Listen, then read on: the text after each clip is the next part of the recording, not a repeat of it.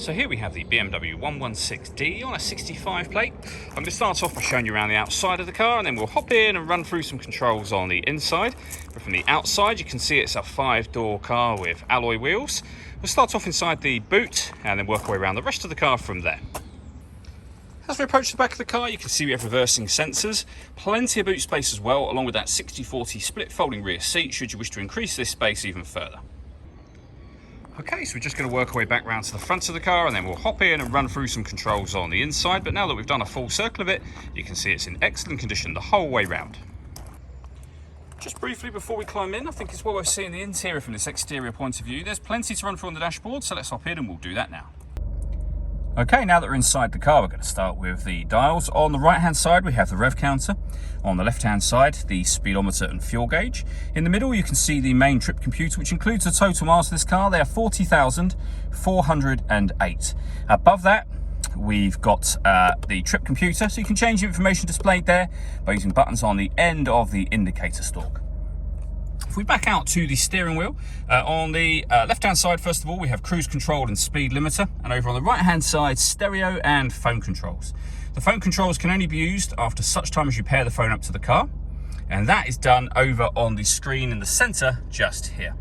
You would go down to the telephone heading, and then from there, Bluetooth devices, and you'd pair it following the instructions on the screen. All of the movement I'm making on the screen is all being done using the iDrive system, which is essentially this dial and the collection of buttons that surround it. So we're on the main menu at the moment. You can highlight your telephone, as you see me do, your radio. Just push the dial down. You'll see we've got FM, AM and DAB radio.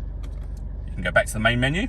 Under multimedia is where you'll listen to your own music. So we've got the CD player, as you can see, and external devices that you can plug in.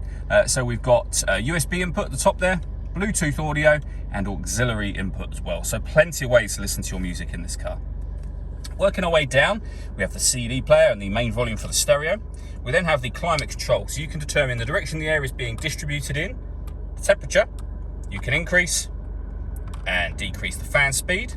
The air conditioning is on at the minute, so off, back on again, or hit auto. When you do that, the car will take control of the fan speed and direction of the air to maintain the temperature you've asked for. Press auto again, you go back to your manual setting and you can override whatever it was on previously. Below that, we have a 12-volt charging socket, the 6-speed manual gearbox, and then these buttons just here. So you can turn off the traction control for the car. You can put the vehicle in sport mode. You can also put it in Sport Plus mode, which is essentially the same as Sport mode, but gives you dynamic traction control. You can go back down to Sport, down to your everyday driving mode, which is Comfort, and then Eco Pro at the bottom. All that leaves me to say is thank you for taking the time to watch this video. If you'd like to come and see the car in person and have a test drive, please feel free to give us a call here at Surrey Specialist Cars. We'd love to hear from you soon.